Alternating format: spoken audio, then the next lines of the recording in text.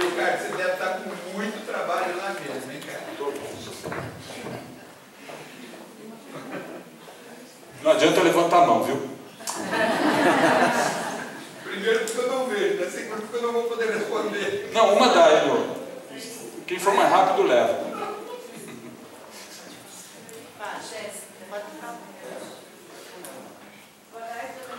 Boa tarde. Eu sou Jéssica, eu também sou cega. Oi, Jéssica. E meu problema é bastante específico, porque eu sou engenheira eletricista. Parabéns. Você sabe que eu não consegui aprender matemática porque, além de não ter talento, com certeza, eu nunca tive uma metodologia adaptada para mim.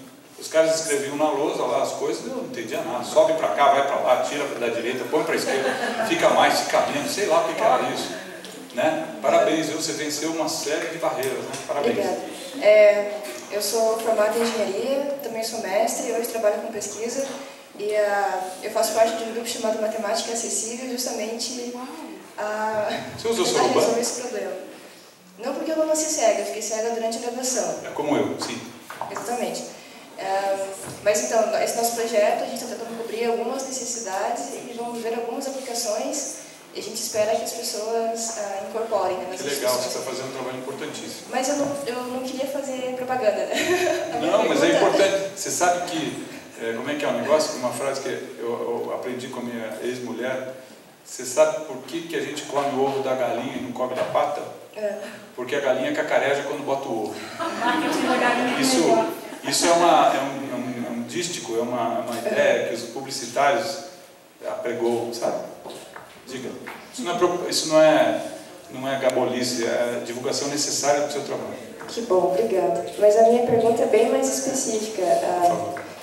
Nós, como deficientes visuais, na condição de deficiente visual, se nós nos depararmos com essa situação, que em tese, o senhor falou, é ilegal, eu quero... Tese é criminosa. Um livro, sim, tese criminosa. Se eu me deparar, eu quero adquirir um livro, eu não tenho formato acessível, eu tentei entrar em contato com a editora, isso aconteceu várias vezes comigo, e eles são, enfim, condescendentes, ou editam a pergunta, ou não respondem.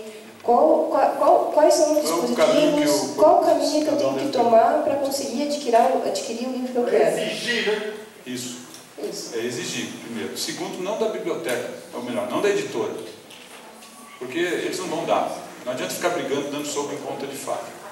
Então, na verdade, o que você deve fazer é procurar um advogado, ou melhor, um membro do Ministério Público, um promotor de justiça. Porque, na verdade, se isso for crime em tese, é uma questão que tem que ser investigada. O problema, sabe o que é, Jéssica? É que os promotores ainda não entenderam essa questão. Na cabeça das pessoas ainda está a ideia de que, bom, o cara é deficiente, pô, fica na dele. O problema é dele, a incapacidade é dele. O problema maior, Jéssica, é que o MP do Brasil ainda não entendeu a nova conjuntura legal.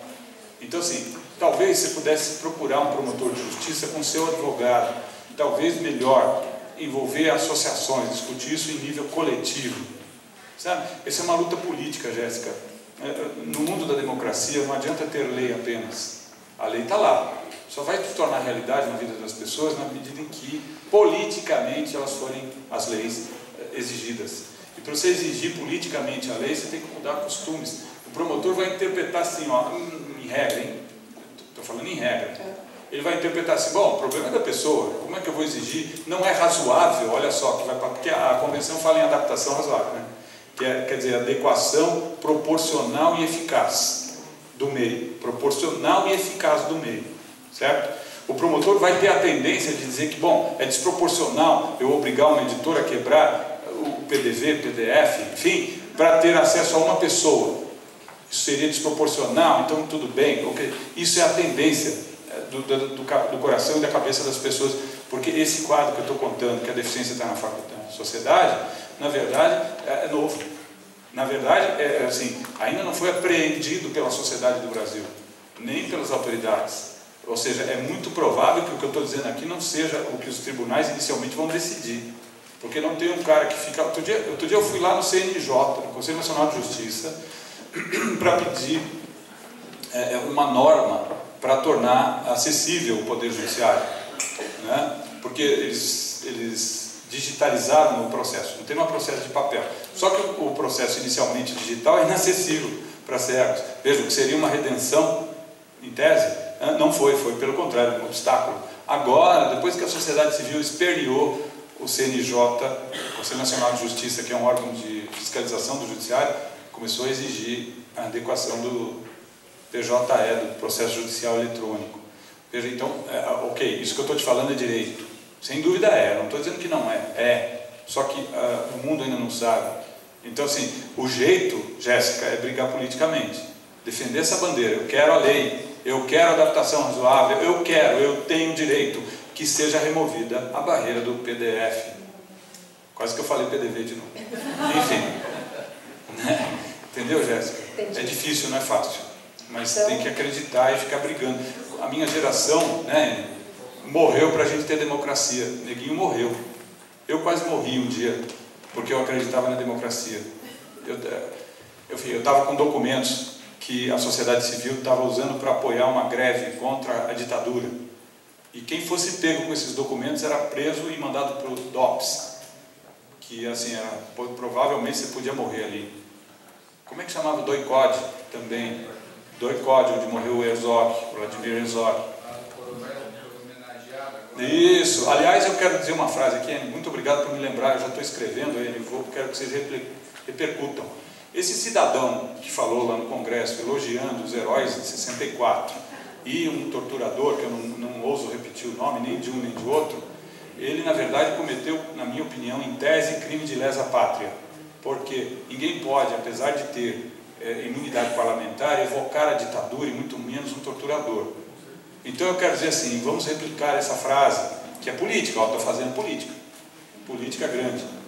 A intolerância contra a intolerância é legítima defesa. O que eu quero dizer com isso? Sejamos absolutamente intolerantes contra os intolerantes.